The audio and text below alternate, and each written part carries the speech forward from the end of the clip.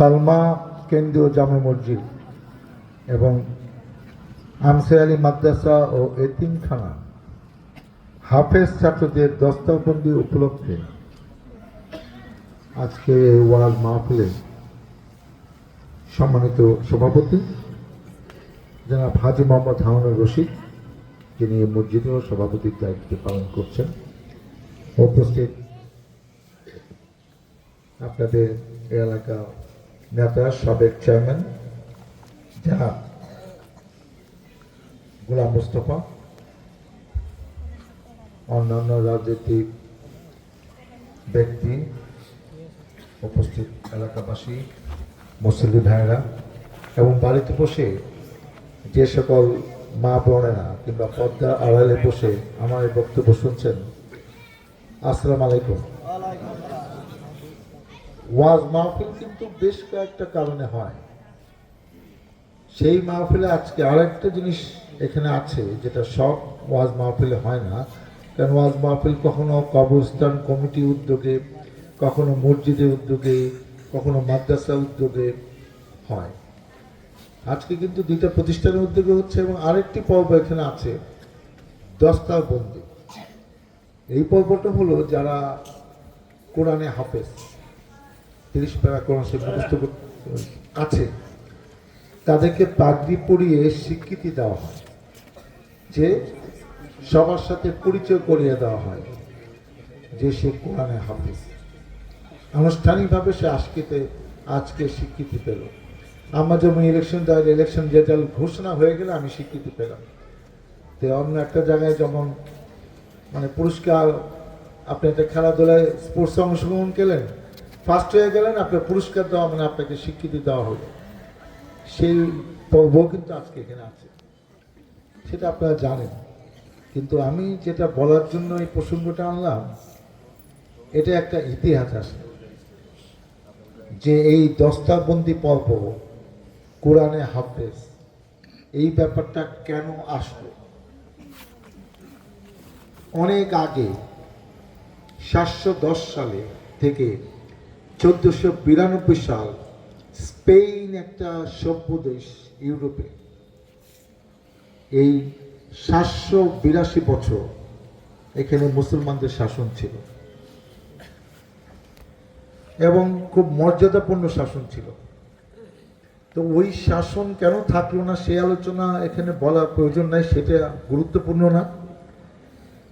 এবং এই খ্রিস্টানরা বিভিন্ন দেশে যাতে ইসলাম প্রচার, মুসলমানরা যেন ইসলাম চর্চা না করতে পারে, নামাজ পড়তে না পারে, মসজিদ নির্মিত না হয়, এর জন্য অনেক চক্রান্ত করছে।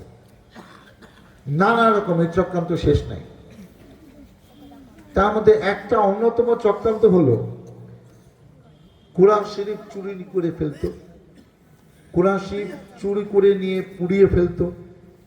কোরআন শরীফ যে একটা, এটা তো একটা ছাপানো জিনিস, কোথাও প্রেস থেকে ছাপাইতে হয়, তো সেখানে ছাপাইতে না করতো শক্তি দিয়া, সরকারের প্রশাসন দিয়ে, যে ওখানে এই কোরআন শরীফ ছাপানো হবে না, কিংবা ওই মালিককে ধরে নিত যেখানে কোরআন শরীফ ছাপানো বন্ধ, কাজ চলতেছে না। আরো অনেক কাহিনী। এই কোরআন শরীফ পবিত্র গ্রন্থ, যেটা আমাদের মূল অবলম্বন, এবং আমরা যাই চর্চা করি মূল সূত্র হলে কিন্তু আমাদের আল কোরআন, পবিত্র আল কোরআন গ্রন্থ, কোরআন শরীফ। তো এইটা যখন বিভিন্ন বছর ধরে চলতেছে, তখন যারা ইসলাম প্রচারে অগ্রণী ভূমিকা ছিল, সবার আগে ইসলাম প্রচারের গুরুত্বপূর্ণ ভূমিকা পালন করছে আমাদের প্রিয় নবী হযরত মুহাম্মদ সাল্লাল্লাহু আলাইহি ওয়াসাল্লাম। মক্কা মদিনাতে উনি যে কি কষ্ট করেছেন, ওনার উপর কি অসহনীয় শারীরিক মানসিক নির্যাতন করা হয়েছে, এইসব কাহিনী আপনারা হুজুররা প্রত্যেক ওয়াজ মাহফিলে বয়ান দেন এবং তারা অনেক সুন্দর করে বলতে পারেন, গল্পের মতো বলতে পারেন, কিন্তু ঘটনাগুলো 100% সত্যি। তো সেই ইসলাম তো হাঁটি হাঁটি পা পা করে আজকে এখানে আছে। 800 কোটি মানুষের পৃথিবীতে 180 কোটি মুসলমান এই পৃথিবীতে আছে, এবং সবচেয়ে বড় মুসলিম দেশ কিন্তু ইন্দোনেশিয়া। এবং ইন্দোনেশিয়া একটা অন্যতম সরকারি ব্যাপার যেটা প্রশংসা করার মতো, আমি হজে গিয়ে তাদের কাছ থেকে এইটা মানে শিখেছি যে যখন আমি 2013-তে হজ করতে গেলাম, ইয়াং ছেলেপেলেরা হজ করতে আসে। আমাদের দেশে এখন ইয়াংরা যায়, কিন্তু 40-50 বছর আগে কিন্তু এত ইয়াং ছেলেরা মেয়েরা হজ করতে যেতেন না। তখন আমাদের একটা রেওয়াজ ছিল যে আমার সমস্ত দায়িত্ব শেষ করে পোলার হাতের দায়িত্ব মাতবুরি বুঝিয়ে দেওয়া, ছেলে মেয়েদের বিয়ে করে তারপরে আমি হজে যাব। এটা আমি 50 বছর 40 বছর আগের কথা বলছি। এখন অনেকে যায়। ইন্দোনেশিয়াতে একটা আমি ইয়াং ছেলেরা মেয়েরা হজ করতে আসে। কিরে বাবা, এরা তো ইয়াং হজ করতে আসে, ব্যাপার কি? পরে তাদের সাথে আলাপ করে জানলাম ইন্দোনেশিয়ায় সরকারিভাবে নিয়ম করে দেওয়া হয়েছে যে হজ না করবে সে বিয়ে করতে পারবে না। এটা ইন্দোনেশিয়ার সরকারি আইন। এখন আপনি বিয়ে করার আগে ছেলেকে মেয়েকে উভয়কে হজ করতে হবে। এবং এটা সবচেয়ে বড় মুসলিম দেশ, মনে হয় 27-28 কোটি মুসলমান এখন ওখানে বাস করে। ও যে কথাটা বলছিলাম, তখন এই যে মুসলমানরা যে খ্রিস্টানরা যে চক্রান্ত করছে, কোরআন শরীফ পড়ে ফেলা, কোরআন শরীফ পাওয়া যাচ্ছে না, মসজিদ থেকে চুরি হচ্ছে, তখন সিদ্ধান্ত নেওয়া হইল যে আচ্ছা ওরা এইসব কাজ তো আরো করবে, সামনে আগামী দিনে আরো করতে থাকবে, বছরকে বছর যুগ করবে, কোরআন শরীফ আমরা মুখস্থ করে ফেলাম, ওদের কোনো চক্রান্ত কাজ হবে না। তখন থেকে একটু শুরু হইলো যে না, কোরআন শরীফ মুখস্থ করে ফেলা, এবং যারা মুখস্থ তাদের আমরা হাফেজ বলি, এবং সেইটা অন্য জায়গার থেকে আসছে। এখন কিন্তু কয়েকটি দেশের মধ্যে আমার কাছে মনে হয়, আমার কাছে কোনো পরিসংখ্যান নাই, বাংলাদেশে এই পার্সেন্টেজ বেশি যে লক্ষ লক্ষ এখনো কোরআন হাফেজ। প্রতিদিনই কোথাও না কোথাও কিন্তু দস্তাবন্দি অনুষ্ঠান হচ্ছে, 1 জন 2 জন 3 জন 4 জন 5 জন প্রতি বছর এই ছোট ছোট মাদ্রাসা, বড় বড় মাদ্রাসা থেকে কিন্তু বেরোচ্ছে। হাজার হাজার মাদ্রাসা থেকে আপনি হিসাব করেন যে প্রতি বছর এরকম হলে কতজন কোরআন হাফেজ প্রতি বছর বেরোচ্ছে। ওই চক্রান্ত মোকাবেলা না, খ্রিস্টানরা যখন দেখলো যে কোরআন শরীফ পড়ে এত লাভ হইতেছে না, ইসলামের চর্চা তো চলতেছে, ওইখান থেকে তো মুখস্থ থেকে তো সবকিছু সে বয়ান করতেছে, বই তো আর লাগে না, এই পবিত্র গ্রন্থের তো আর প্রয়োজন নাই, তখন তারা এইসব এই দুষ্ট কাজ, ফালতু কাজ, ক্ষতির কাজ, এটা তারা বাদ দিল। এবং সেই বুদ্ধির কারণে আজকে খ্রিস্টানরা দেখেন আমাদের নিয়ে আর চক্রান্ত হয় না। আমেরিকার মতো দেশে যেখানে ধরেন 33-34 কোটি মানুষ, সেখানে প্রতি বছরই কিন্তু ইমিগ্রেন্ট যাচ্ছে, এমন কোনো শহর নাই যে 2-4টা মসজিদ সেখানে নাই। আমি আমেরিকা বেশ কয়েকবার গিয়েছি, আপনি একটু কষ্ট করলে কাছাকাছি আপনি মসজিদ পাবেন। নিউ ইয়র্কেতে অনেক মসজিদ আছে। এখন কোনো দেশে মসজিদ করলে কেউ আর বাধা দেয় না। প্রত্যেক দেশে মুসলমান আছে, 100, 200, 500, 5000, 10,000, 1 লক্ষ 2 লক্ষ আছে, কোনো সমস্যা নাই। কোনো সরকার, সে খ্রিস্টান সরকার হোক, বৌদ্ধিস্ট সরকার হোক, কোনো সরকার মসজিদ এই করতে আর বাধা দেয় না। আজকে কিন্তু সেই রকম একটা পর্ব, যেটা ইতিহাসটা আপনারা অনেকে হয়তো জানেন, হুজুররা আরও ভালো জানেন, তারপর আপনাদের উদ্দেশ্যে আমি এটা বললাম। ওয়াজ মাহফিলগুলো হয় 2টা কারণে। একটা হলো যে এই যে ঘোষণা আসলো টাকা পয়সা, একটা ওয়াজের উসিলায় কিছু খরচ আছে, তারপরেও কিন্তু অনেক কালেকশন অনেক বেশি হয়। এবং একজন বক্তা থাকে, কখনো দেখছি সেকেন্ড বক্তা যে এই যে এখন যে বলতেছে, এরপরে তো এই যে আমাদের প্রধান বক্তা ঢুকছেন, তো ওনাদের যে কোনো একজন টাকা কালেকশন করে, কারণ ওনারা জানে কীভাবে টাকাটা কালেকশন করতে হয়, আমরা তো এটা পারি না। আর সেকেন্ড হলো, এখানে যারা বয়ান করেন তারা অনেক বছর ধরে অনেক কিছু জেনে শুনে এত সুন্দরভাবে এই ইসলামের ইতিহাস, মুসলমানের ইতিহাস, আমাদের প্রিয় নবী হযরত মুহাম্মদ সাল্লাল্লাহু আলাইহি ওয়াসাল্লামের ইতিহাস এরা বলে। আমাদের মঞ্চে আসন গ্রহণ করবেন বিশিষ্ট ইসলামিক চিন্তাবিদ, বাতিলের আতঙ্ক সুনিষ্ঠ বক্তা মুফতি উবাইদুল্লাহ বিন সাইদ। হুজুরকে বসার জন্য বিনীত অনুরোধ করছি। আসসালামু আলাইকুম।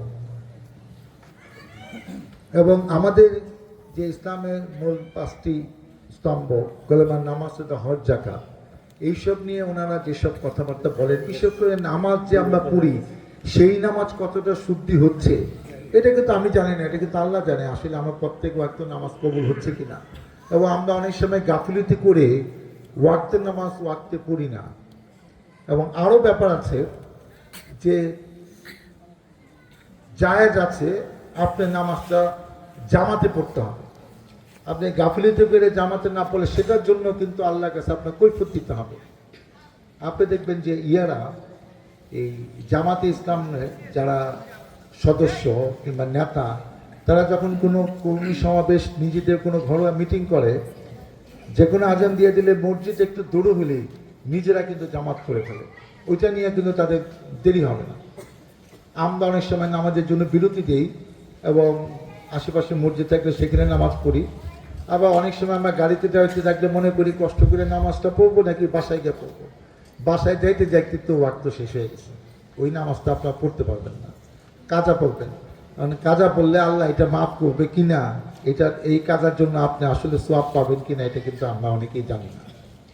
তো এই যে, এবং এটা আমি হুজুরদের মুখে শুনছি যে একটা জামাতের নামাজ পড়লে 25 গুণ, মতান্তরে 27 গুণ সোয়াবও আপনি পাবেন। তো এইসব কথা আমাদের মুখ থেকে বললে তো এটা কোনো গুরুত্ব পাবে না। ওনারা যখন বলবেন আপনার মনে করবেন এই তো হুজুর বলছে, এটা এখন থেকে শুনতে হবে। তারপর আমাদের বাবা মার প্রতি দায়িত্ব কী, কর্তব্য কী, প্রতিবেশীর প্রতি আমাদের দায়িত্ব, কবর জিয়ারত কেমনে করতে হয়, অসুস্থ পিতামাতার সেবা করা কতটুকু আমাদের গুরুত্ব, অনেক কিছু কথা। আমরা একটা আছে নিজের শিক্ষাগত যোগ্যতা, পারিপার্শ্বিক পরিবেশের কারণে জানি, আর একটা হলো ইসলামের রীতিনীতি অনুযায়ী কিন্তু আমাদের অনেক কিছু করতে হয়, জানতে হয়। যে একজন মারা গেলে জানাজা নামাজ হবে, তারপর আমার 4 দিন কিংবা পরে যে কোনো একদিন কুলখানি হবে, 40 দিনে একটা হবে, এগুলো বিভিন্ন জিনিস কিন্তু অনেক কিছুই আছে। আগে এগুলো অনেক স্ট্রিক্ট নিয়ম ছিল, এখন নিয়মগুলো একটু শিথিল হয়েছে, এটা পরিবারের ইচ্ছার উপরে সব কিছু বর্তায়। তো এই জিনিসগুলো কিন্তু আমরা অনেকেই ভালো জানি না, এবং যারা জানেন না তাদের জন্য ওয়াজ মাহফিল খুব ভালো একটা জায়গা, যেখান থেকে আপনি অনেক কিছু শিখতে পারেন। এবং ওয়াজ মাহফিলের শেষে একটি দোয়া হয়, সেই দোয়া হলো যে আমাদের ভুল ভ্রান্তির জন্য মহান আল্লাহ তাআলার কাছে কান্নাকাটি করি, কেন আমাদের ভুলে যা কিছু হবে মাফ তো আল্লাহ ছাড়া কেউ করতে পারবে না।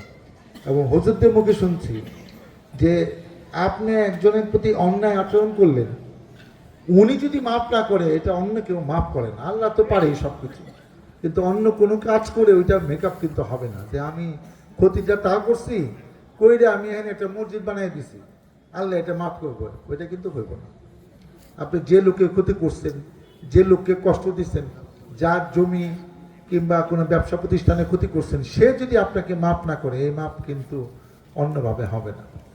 তো এই কথাগুলোর জন্য কিন্তু আমরা ওই দোয়ার সময় আমি অনেক জায়গায় দেখেছি অনেকে কিন্তু নীরবে নিবিতে কান্নাকাটিও করে এবং নিয়ত করে বাড়ি ফিরে যান যে আগামীকাল থেকে আমি এইসব কাজ করব না, আমি ওয়াক্তের নামাজ ওয়াক্তে পড়বো, মানুষকে আর কষ্ট দিব না, ওই যে 2 জনকে ঠকাইছিলাম ওই টাকাটা আমি কালকে দিয়ে দেবো। এরকম অনেক রকম ব্যাপার আছে। আমরা একজন মানুষ, ওই ফেরেশতা ভুল না হতে পারে, কিন্তু মানুষের তো ভুল হবেই। আমরা সেই ভুলগুলা সংশোধন নিয়ত করে আমরা বাড়ি ফিরে যাই। সেই জন্য ওয়াজ মাহফিলগুলা খুব প্রয়োজন ছিল। বিগত 17 বছর কিন্তু সেই ওয়াজ মাহফিলগুলা হয় নাই। আজকে মিজানুর রহমান আজহারী এক এক জায়গায় যায় 5 লক্ষ 10 লক্ষ লোক হয়, এমনি হয় না। উনি এত চমৎকারভাবে বলে, ওনার বক্তৃতা 1-2 ঘন্টা আমাদেরই শুনতে ইচ্ছা করে। ওনাকে ওয়াজ করতে দেওয়া হয়নি। এই মাওলানা তারেক মনোয়ার, ওনাকে মালয়েশিয়া পাঠিয়ে দিছে আন্ডার প্রেশারে। তারেক মনোয়ার ভাইকে লন্ডনে পাঠিয়ে দিছে 5 বছরের জন্য, আপনি বাংলাদেশে আসবেন না। আমি হাফজাকে 3.5 বছর জেলে ঢুকিয়ে দিছে। এরকম যারা যারা ভালো ওয়াজ, যাদের প্রতি মানুষের আকর্ষণ ছিল, ওনার ওয়াজ শুনতে লক্ষ লক্ষ লোক হয়, সেখানে গিয়া পুলিশ 144 স্টেজ ভাঙ্গা দিছে, যে আয়োজক তারা ধরে নিছে, এইসব কাহিনী করছে। কিন্তু এইসব করে তো আসলে শেষ রক্ষা হয় না। দেশের 90% উপরে লোক মুসলমান, সেই দেশে ওয়াজ হবে না তো কি হবে? যে দেশে সবাই 95% এমপি মুসলমান, মন্ত্রী মুসলমান, আমলারা মুসলমান বেশিরভাগ, সে দেশে আপনি ওয়াজ করতে পারবেন না, তাহলে এটা কি হিন্দু রাষ্ট্র নাকি? যে যেরকম করেছে তার ফলাফল সেরকমই হবে। আমি আর এই প্রসঙ্গে অন্য কথা বললাম না, কারণ অন্য কথা বলে সেইটা আবার আমার অনেকক্ষণ বলতে ইচ্ছা করবে যে 17 বছর কি হয়েছে। এখানে অনেক ইয়াং ছেলেমেয়ে আছে, সেজন্য আমি আমার নিজের কথা 2-4টা বলে আমি আমার বক্তব্য শেষ করব। সেটা হলো যে আমি মির্জাপুর ক্যাডেট কলেজে পড়াশোনা করছি, কারণ অনেক বছর পরে আসলাম, তো কিছু কথা মনে না করে দিলে এই লোকটা এত বেশি কথা বলে কোত্থেকে এলো, কী করলো, কিছু মানুষ এটা জানাও দরকার যারা এখানে নতুন করে বসতি স্থাপন করছে, যাদের জন্ম ধরেন 2005 সালের পরে, 6 সালের পরে, তাদের জন্য কিছু কথা তো আমার বলা দরকার। আমি মির্জাপুর ক্যাডেট কলেজ থেকে 80 সালে ইন্টারমিডিয়েট পাস করেছি। তারপর ময়মনসিংহ মেডিকেল থেকে আমি 87 সালে MBBS, bachelor of medicine, bachelor of surgery, যেটা ডাক্তারি বিদ্যার মিনিমাম ডিগ্রি বাংলাদেশে, বেসিক ডিগ্রি, সেটা পাশ করে কয়েক বছর ট্রেনিং নিয়ে আমি 10 BCS পাশ করে আমি সরকারি চাকরি, প্রথম চাকরি হলো কৃষকগঞ্জ ইটনাতে, এটা হাওয়া এলাকা। যখন আমি 91 সালে যাই, সকাল 7টায় রওনা দিয়েছিলাম, আমি গেছিলাম রাত 8টায় সেখানে পড়ছিলাম। সেখানে ট্রলারে যাইতে হয় 2 ঘন্টা, এরকম একটা গিয়ে দেখি বিদ্যুৎ নাই। ওখানে 1.5 বছর চাকরি করে পরে সাভারে আসলাম মেডিকেল অফিসার হিসাবে। এইখানে এইসব পলিটিক্স ঢুকে গেল। তারপর 96 সালে আপনাদের ভোটে ধানের শীষ মার্কে নিয়ে এলাকায় এমপি হলাম। 2001-এ ধানের শীষ মার্কে নিয়ে এলাকায় এমপি হলাম। তারপরে 2008, 2018 2 নির্বাচনে করেছি। আপনারা ভোট দিতে পারেন নাই, কখনো দিনে ভোট রাতে গেছে, সেই কাহিনী জানেন, সেটা বলতে চাই না। আমার মাত্র 3বার জেল খাটতে হয়েছে। এখনো আমার নামে 53টি মামলা, এগুলা নাকি থাকবো না, সরকার কিছু কবে থাকবো না তারা জানি না। এই পর্যন্ত আমি অপেক্ষা করতেছি কবে সামনে নির্বাচন হইব। নির্বাচনের নিয়ম হলো মামলা গুরুত্বপূর্ণ না। কোনো মামলা যদি আপনাকে কোর্ট রায় দেয় আপনার 5 বছর জেল, 10 বছর জেল, তাইলে আপনি নির্বাচন করতে পারবেন না। মামলা চললে কোনো সমস্যা নাই, এটা হলো বাংলাদেশে আইন আদালতের নিয়ম। আমার বাবা দেওয়ান মোহাম্মদ ইদ্রিস 45 বছর, 1943 থেকে 88 সাল পর্যন্ত আশুলিয়া পরে ইয়ারপুর ইউনিয়নে একটানা 9 বার চেয়ারম্যান ছিলেন। উনি 79 সালে ধানের শীষ মার্কে নিয়ে এই এলাকায় এমপি হয়েছিলেন। আমার ছোট ভাই দেওয়ান মোহাম্মদ মঈনুদ্দিন, উনি 90 সালে মারা গেছেন। আমার ছোট ভাই দেওয়ান মোহাম্মদ মঈনুদ্দিন বিপ্লব 2 বার ইয়ারপুর ইউনিয়নে, 2003 সালে একবার এবং 2011 সালে একবার, 2 বার চেয়ারম্যান হয়েছে, একবার ভাইস চেয়ারম্যান হয়েছে আপনাদের ভোটে। তো আমরা একটা রাজনৈতিক পরিবারের সন্তান, কিন্তু 15, 16, 17 বছর আমরা রাজনীতি করতে পারি না, পালায় পালায় আমাদের 17 বছর চলে গেছে। এখন এখানে আসছি কারণ আল্লাহ হায়াত দিছে, সুস্থ আছে দেখে তো এখানে আবার আপনাদের সামনে আসতে পারছি। ইচ্ছা আছে রাজনীতি করা, যদি অন্য কিছু ইচ্ছা থাকতো তাহলে কোনো দেশে গিয়ে ওই দেশে থাকতাম, এই দেশে আইতাম না। বিশ্বাস ছিল যে এই দিন না, সামনের দিন আসবে। সেজন্য যত ঝড় ঝামেলাই গেছে, পলাইছিলাম, যাইছিলাম, আল্লাহর কাছে দোয়া করছি, আল্লাহ পৃথিবীর কত জালিম দেশের সরকারকে তুমি ক্ষমতা থেকে টাইনা নামাইছো, কত জাতিকে ধ্বংস করে দিছো, এই দুষ্ট মহিলাকে তুমি ক্ষমতা থেকে সরাবে না। আর কতদিন মানুষ মেরে তো শেষ করে ফেলবো। এই দেশে তো এরা আরো 10-20 বছর থাকলে অনেক লোক বাঁচতে পারবে না। কোনো সাচ্চা মুসলমান যারা ইসলামের পক্ষে কথা বলে কেউ তো বাংলাদেশে থাকতে পারবে না। এটা তো একটা মুসলিম দেশ, সরকারিভাবে সংবিধানের জন্য না থাকুক, 90% মুসলমান, 8% হইল হিন্দু, সেই দেশে আমরা থাকতে পারবো না। কারা থাকবে? অন্য দেশের তকমা নিয়া, অন্য দেশের ফর্মুলা নিয়া তারা বাংলাদেশকে একটা অঙ্গরাজ্য বানায় ফেলছে। এই দেশটা কি ইন্ডিয়ার আন্ডারে আমরা চলতে থাকবে? আল্লাহ অবশেষে কথা শুনলো এবং আল্লাহর কাজ, আল্লাহ বিচার করছে এবং বিচার চলতেছে, আপনি ধরে নেন। শেষ যেটা বলে শেষ করবো, আপনারা আমার জন্য দোয়া করেন যাতে আগামীতে আপনাদের পাশে, আপনাদের সাথে থেকে আপনাদের কল্যাণে আমি আমার বাকি জীবনটা কাটাতে পারি। মহান আল্লাহ তাআলার কাছে এটাই আমার প্রত্যাশা। আমার প্রচারমান তো আসার সময় কইছে যে ভাই কিছু অনুদান টনুদান দিতে হবে। এখন কত টাকা দিতে হবে এটা তো আমি বলি নাই। এখন মুস্তফা তো 50,000 টাকা ঘোষণা দিয়ে বসে হইল। এখন আমি চিন্তা করছি যে আমি কিছু অল্প কিছু টাকার নগদ দাম ছিলাম, সেটা তো আপনাদের সামনে এখন দায়ী করতে পারতেছি না, লজ্জা। যাই হোক, আমার আপনি হয়তো বিশ্বাস করবেন যে বাপ দাদার চিনি যেটা করবো এটার মধ্যে দিয়ে দিব। কারণ আগে বিগত 15, 16, 17 বছর অনেকে লক্ষ লক্ষ টাকা কইছে, এগুলো কিন্তু অনেক হিসাব মিলে নাই, পাওয়া যায় না। আপনারা পাইলে রাস্তায় দেখালে কইছে ভাই টাকাটা দিয়েন, এখন ক্ষমতা নাই, তাই কি হয়েছে আপনি মুখের জবান মুসলমান আপনি দিবেন না। তা আমি অনুদান দেবো কোনটা? একটাই দেবো, দুইটা তো দিতে পারবো না। মুস্তফা বলো একটাই অনুদান দেবো, কোনটাই বলো? যাই দেব। মাদ্রাসাটা মসজিদ আমি এই কোনটা তুমি আমি তো এর মধ্যে ঝগড়া লেগে দেবো, কেউ বলতেছে মসজিদ মাদ্রাসা কোনটা। আচ্ছা তাহলে আমি বিপদ থেকে বাঁচি, আমি মসজিদের জন্য 50,000, মাদ্রাসার জন্য 50,000 টাকা, টোটাল 1 লক্ষ টাকা আমি আপনাদেরকে দিব আলহামদুলিল্লাহ। এই অল্প এই মাসের মধ্যে ইনশাআল্লাহ। আপনি আমার জন্য দোয়া করেন। আল্লাহ হাফেজ।